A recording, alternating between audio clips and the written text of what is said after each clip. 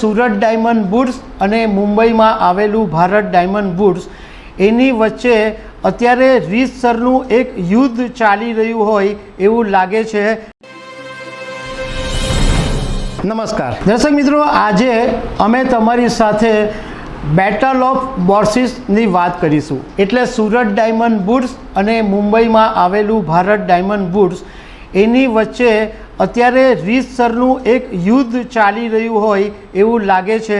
એટલે battle of બોર્સિસની આ એક સ્ટોરી તમારી સાથે શેર કરીશું। શક્ય છે કે આ સ્ટોરી થોડી લાંબી હશે, પરંતુ વાસ્તવિકતા અને જે સત્ય છે એ જાણવા માટે જો તમે આ સ્ટોરી સાંભળશો તો તમને બધી વિગત આની અંદરથી સાંભળવા મળશે। તો આના વિશે હું તમારી સાથે વાત કરીશ। મારું નામ રાજેશ શાહ છે અને તમે જોઈ રહ્યા છો ખબર છે.com। દર્શક મિત્રો, સુરત ડાયમંડ બૂટ્સનું પ્રધાનમંત્રી નરેન્દ્ર મોદીએ 17 ડિસેમ્બર 2023ના દિવસે ઉદ્ઘાટન કર્યું અને એ ઉદ્ઘાટન કર્યાના 4 મહિના પછી પણ સુરત ડાયમંડ બૂટ્સની અંદર 3 ઓફિસો પણ શરૂ નથી થઈ। સુરત ડાયમંડ બૂટ્સમાં ટોટલ 4500 ઓફિસો બનાવવામાં આવેલી છે, પણ 3 ઓફિસો પણ શરૂ નથી થઈ। બીજી તરફ મુંબઈની અંદર બાંદ્રા કુર્લા કોમ્પ્લેક્સ એટલે BKCની અંદર ભારત ડાયમંડ બૂટ્સ આવેલું છે અને ભારત ડાયમંડ બૂટ્સમાં હવે 1000 નવી ઓફિસો બનવાની છે।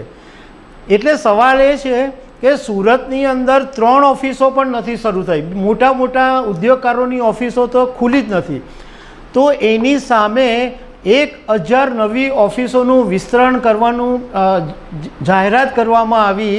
તો એનો મતલબ એમ થયો કે ભારત ડાયમંડ બૂટ્સ અને સુરત ડાયમંડ બૂટ્સ વચ્ચે એક રીતસરનું કોલ્ડ વોર ચાલી રહ્યું છે। સુરત ડાયમંડ બૂટ્સ બન્યું એના થોડાક દિવસો પછી જ મુંબઈની અંદર એક એવી મોટી જાહેરાત મહારાષ્ટ્ર સરકારે કરી કે નવી મુંબઈની અંદર સૌથી મોટું જ્વેલરી પાર્ક બનાવવાનું છે અને હવે ભારત ડાયમંડ બૂટ્સમાં 1000 નવી ઓફિસના વિસ્તરણની વાત કરવામાં આવી છે। આની અંદર 2 વસ્તુની વોર છે। એક તો આ જે બેટલ ઓફ બોર્સિસ છે એનું એક યુદ્ધ છે અને બીજું જૈન સમાજ અને પાટીદાર સમાજનું પણ યુદ્ધ છે। મુંબઈની અંદર ભારત ડાયમંડ બૂટ્સમાં જેટલી ઓફિસો આવેલી છે એમાં મોટે ભાગનો કંટ્રોલ જૈન સમાજ પાસે છે, જ્યારે સુરત ડાયમંડ બૂટ્સમાં જેટલી ઓફિસો આવેલી છે અને આખો સુરત ડાયમંડ બૂટ્સનો જે હોલ્ડ છે એ પાટીદાર સમાજની પાસે છે। હવે તમારી સાથે આગળ વાત કરતાં પહેલાં આપણે સુરત ડાયમંડ બૂટ્સની થોડીક હિસ્ટ્રી પર નજર કરી લઈએ। તો સુરત ડાયમંડ બૂટ્સ બનાવવાનું જે પ્લાનિંગ હતું એ લગભગ 2014ની અંદર થયું હતું। તે વખતે એવું કહેવામાં આવતું હતું કે કિરણ જેમ્સના ચેરમેન વલ્લભભાઈ લાખાણીને મુંબઈના કેટલાક ડાયમંડના વેપારીઓ સાથે વાંકવું પડ્યું હતું અને કોઈક બાબતે બોલાચાલી થઈ હતી અને તે વખતે ઈગોમાં આવીને વલ્લભ લખાણીએ એવું નક્કી કર્યું હતું કે મારે મુંબઈવાળાને બતાવી દેવું છે અને સુરતની અંદર એક ડાયમંડ બૂટ્સ એવું ઇન્ટરનેશનલ કક્ષાનું ઊભું કરીએ કે બધા જોતા રહી જાય અને મુંબઈનો જે ધંધો છે એ બંધ થઈ જાય। એ પછી સુરતની અંદર મિટિંગો થઈ અને 2014 પછી એવું નક્કી થયું કે સુરતની અંદર ડાયમંડ બૂટ્સ બનાવવામાં આવે। બધા વેપારીઓ તૈયાર પણ થઈ ગયા અને એટલું ખરું કે આ સુરત ડાયમંડ બૂટ્સ બન્યું એ દુનિયાની સૌથી મોટી ઓફિસ બિલ્ડિંગનું ખિતાબ પણ મળ્યો અને ઇન્ટરનેશનલ કક્ષાનું ડાયમંડ બૂટ્સ પણ બની ગયું અને બહુ ઓછા સમયની અંદર બન્યું। આમ તો જો કોરોના મહામારી નહીં આવી હોત તો કદાચ 2020ની અંદર જ સુરત ડાયમંડ બૂટ્સ બનીને તૈયાર થઈ ગયું હતે, પરંતુ કોરોના મહામારીના 2 સમયની અંદર કામકાજ અટકી ગયું અને એ પછી 17 ડિસેમ્બર 2023ના દિવસે પ્રધાનમંત્રી નરેન્દ્ર મોદીના હસ્તે ઉદ્ઘાટન કરવામાં આવ્યું।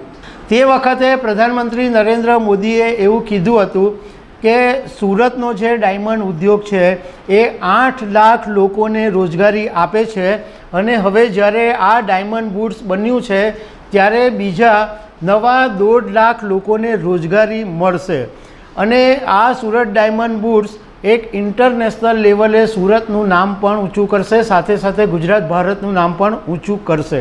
પ્રધાનમંત્રી નરેન્દ્ર મોદીએ તો ઘણી બધી સારી વાતો કરી હતી, પરંતુ એ પછી ડાયમંડ બુટ્સની અંદર ઘણા બધા વિવાદો શરૂ થઈ ગયા. સૌથી પહેલો વિવાદ શરૂ થયો, સુરત ડાયમંડ બુટ્સના પ્રમુખ પદેથી નાગજીભાઈ સાકરિયાએ રાજીનામું આપ્યું. એ પછી વલ્લભભાઈ લાખાણી પોતાની મુંબઈની ઓફિસને તાળા મારીને 1200 કર્મચારીઓને સુરત લઈને આવ્યા હતા અને એ 1200 કર્મચારીઓ માટે 1200 ફ્લેટ પણ તૈયાર કરવામાં આવ્યા હતા. પણ આ વસ્તુ ઝાઝો સમય ટકી નહીં અને થોડા જ સમયની અંદર કંઈક એવી સ્થિતિનું નિર્માણ થયું કે મુંબઈથી જે 1200 કર્મચારીઓ આવેલા હતા એ પાછા મુંબઈ ફર્યા અને અહીંયા સુરતની ઓફિસ બંધ કરી દેવી પડી અને મુંબઈમાં ફરીથી બધા એમની જે ઓફિસ તાળા મારી દીધેલા એ પાછી ચાલુ કરવામાં આવી અને એ પછી સુરત ડાયમંડ બુટ્સમાં ચેરમેન પદે ગોવિંદભાઈ ધોળકિયાની વરણી કરવામાં આવી. હવે વાત કરીએ ભારત ડાયમંડ બુટ્સની. તો આ ભારત ડાયમંડ બુટ્સને બનતા બહુ જ સમય લાગેલો, લગભગ 20 વર્ષ. જ્યારે શરૂઆત કરી હતી એના પછી 20 વર્ષ પછી ભારત ડાયમંડ બુટ્સ ઊભું થયું હતું અને મુંબઈમાં બાંદ્રા કુર્લા કોમ્પ્લેક્સની અંદર ભારત ડાયમંડ બુટ્સ બન્યું છે અને એની અંદર અત્યારે 2500 જેટલી ઓફિસો આવેલી છે. પણ અત્યારે ત્યાં ભારત ડાયમંડ બુટ્સ જબરજસ્ત ધમધમે છે, કારણ કે જેટલા પણ મોટા ડાયમંડના વેપારીઓ છે એ બધા જ વેપારીઓની ત્યાં ઓફિસ છે. ઇવન સુરતના જેટલા બી મોટા મોટા નામ છે એ બધાની ઓફિસ ભારત ડાયમંડ બુટ્સમાં આવેલી છે. હવે અમને જ્યારે આ સમાચાર મળ્યા કે ભારત ડાયમંડ બુટ્સ 1000 નવી ઓફિસનું વિસ્તરણ કરી રહ્યું છે, ત્યારે અમે ભારત ડાયમંડ બુટ્સના પ્રમુખ અનુપ મહેતા સાથે ફોન પર વાત કરી. અનુપ મહેતા 1995થી માંડીને અત્યારે 2024 સુધી ભારત ડાયમંડ બુટ્સના પ્રમુખ છે. અમે અનુપ મહેતાને એમ પૂછ્યું કે અમને એવું જાણવા મળ્યું છે કે ભારત ડાયમંડ બુટ્સ 1000 નવી ઓફિસ બનાવી રહી છે, તો આ ન્યૂઝમાં કેટલું તથ્ય છે? તો એમણે એવું કીધું કે Mumbai metropolitan region development authority એણે બાંદ્રા કુર્લા કોમ્પ્લેક્સના જી બ્લોકની અંદર બીડીપીના જે સ્થાન છે એના માટે 4.0 વૈશ્વિક ફ્લોર સ્પેસ ઇન્ડેક્સ એટલે FSIની દરખાસ્ત કરી છે. એટલે મહારાષ્ટ્ર સરકારે જ એમ કીધું છે કે ભાઈ તમારી પાસે ભારત ડાયમંડ બુટ્સમાં જગ્યા છે તો અમે તમને વધારાની FSI ફાળવશું. તો એના માટે જે વાંધા વચકા હોય એ બધું મંગાવવામાં આવ્યું હતું. અનુપ મહેતાએ કીધું કે અમને એમ કીધું હતું કે આમાં જો તમને કોઈ વાંધા કે કંઈ રજૂઆત કરવી હોય તો તમે કરજો. તો આ બધા વાંધા અને એ બધી બાબતોની ઓલરેડી રજૂઆત થઈ ચૂકી છે અને હવે હમણાં તો ઇલેક્શન ચાલે છે એટલે આચારસંહિતાને કારણે હમણાં તો કશું થઈ શકશે નહીં, પરંતુ જૂન મહિના પછી જ્યારે ચૂંટણી પૂરી થશે ત્યારે મહારાષ્ટ્ર સરકાર આ નવી દરખાસ્ત લાવશે અને એની ઉપર કામ થશે. પરંતુ સાથે સાથે અનુપ મહેતાએ એમ પણ કીધું કે આ બધું થવામાં ખાસો વર્ષો લાગી જશે, કારણ કે દરખાસ્ત મંજૂર થશે, કામ શરૂ થશે, તો એ બધાની અંદર ઓછામાં ઓછા 3 થી 4 વર્ષ તો આરામથી લાગી શકે. હવે આ જે નવી FSI ભારત ડાયમંડ બુટ્સને મળે તો એની અંદર 12 લાખ ચોરસ ફૂટ બિલ્ટઅપ જે સ્પેસ છે એ ઉમેરાશે અને એ બિલ્ટઅપ સ્પેસ મળશે એની અંદર 1000 નવી ઓફિસો બનવાની છે. અમે અનુપ મહેતાને સાથે સાથે એ પણ સવાલ પૂછ્યો કે સુરત ડાયમંડ બુટ્સ જ્યારથી બન્યું ત્યારથી સુરત ડાયમંડ ઉદ્યોગની અંદર એક એવી ચર્ચા છે કે મુંબઈના વેપારીઓને આ સુરત ડાયમંડ બુટ્સ બન્યું એ ગમ્યું નથી અને સુરત ડાયમંડ બુટ્સની સાથે સ્પર્ધા કરવા માટે, યુદ્ધ કરવા માટે ભારત ડાયમંડ બુટ્સ 1000 નવી ઓફિસો બનાવી રહી છે એવી ચર્ચા છે. તો આનો પણ અનુપ મહેતાએ એકદમ શાંતિથી જવાબ આપ્યો. એમણે એમ કીધું કે આવી કોઈ વાત છે જ નહીં. સુરત ડાયમંડ બુર્સ અને ભારત ડાયમંડ બુર્સ વચ્ચે કોઈ પણ પ્રકારની સ્પર્ધા છે જ નહીં. અને આ વાત અમે આજે નથી કહેતા, આ વાત જ્યારે સુરત ડાયમંડ બુર્સ બન્યું એના પહેલા દિવસથી અમે કરી રહ્યા છે કે સુરત અને મુંબઈ વચ્ચે કોઈ પણ જાતની સ્પર્ધા નથી. અનુપ મહેતાએ કીધું કે બલકે અમે તો બધી બાબતોમાં સહકાર આપી રહ્યા છે અને સુરત ડાયમંડ બુર્સ ચાલે, મુંબઈ ડાયમંડ બુર્સ પણ ચાલે એવું અમે ઈચ્છીએ છીએ. અને અમારી ક્યારેય એવી કોશિશ નથી રહી કે અમે કોઈને ડાઉન કરીએ. અમે ઘણી બધી બાબતોની અંદર સુરત ડાયમંડ બુર્સની અંદર સહયોગો આપીએ છીએ, એમની સાથે વાતો પણ કરીએ છીએ. હવે આપણે સુરત ડાયમંડ બુર્સના જે વાઇસ ચેરમેન છે લાલજીભાઈ પટેલ, એમની સાથે પણ અમે વાત કરી. તો લાલજીભાઈ પટેલે એમ કીધું કે હમણાં સુરત ડાયમંડ બુર્સની અંદર એક જબરજસ્ત પોઝિટિવ માહોલ ઊભો થયો છે.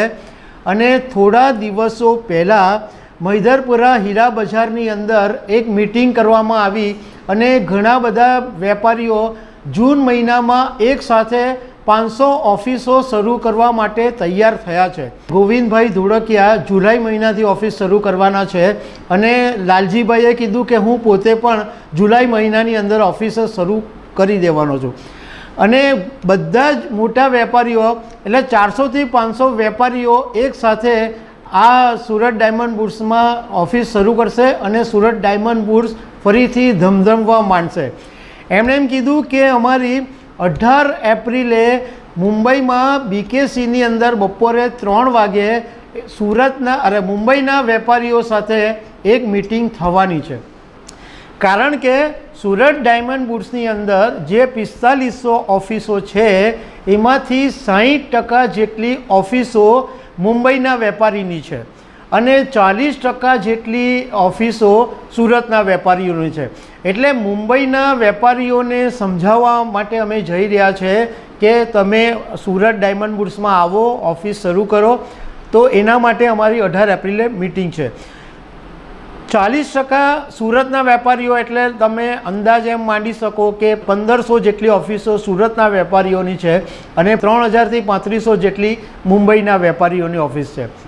સુરતના લોકો, સુરતના ડાયમંડ ઉદ્યોગ સાથે સંકળાયેલા લોકો કે ગુજરાતના લોકો બધા એવું ઈચ્છે છે કે સુરત ડાયમંડ બુર્સ સારી રીતના ચાલે, સુરત ડાયમંડ બુર્સ ઇન્ટરનેશનલ લેવલે નામ કરે, સુરત ગુજરાતમાંની પ્રગતિ થાય, ભારત દેશનું નામ થાય અને બધા જ એવું પોઝિટિવ ઈચ્છે છે કે સુરત ડાયમંડ બુર્સ ધમધમે. સુરત ડાયમંડ બુર્સ ધમધમે. અને બીજી તરફ એક એવી બી ચર્ચા છે કે વર્ષોથી જૈન અને પાટીદારોનું વોર ચાલે જ છે. કારણ કે અમે ઘણા બધા સુરતના ડાયમંડના વેપારીઓની સાથે વાત કરી તો એમણે બધા એમ કીધું, નામ નહીં આપવાની શરતે બધાએ વાત કરી કે સુરત મુંબઈની અંદર જે જૈન વેપારીઓ છે એ એવું ક્યારેય ઈચ્છતા નથી કે સુરતનો ડાયમંડ ઉદ્યોગ આગળ આવે. અને હવે જ્યારે સુરત ડાયમંડ બુર્સ બન્યું છે ત્યારે એમના પેટની અંદર ફાળ પડેલી છે. એટલે જ તાત્કાલિક મહારાષ્ટ્રની અંદર જ્વેલરી પાર્કનું જાહેરાત પણ કરવામાં આવી અને ત્યાં આગળ હવે એ લોકો હવે 1000 ઓફિસની વાત પણ કરી રહ્યા છે. તો દર્શક મિત્રો, આવી અનેક વાતો સાથે અમે તમને મળતા રહીશું. Thank you very much.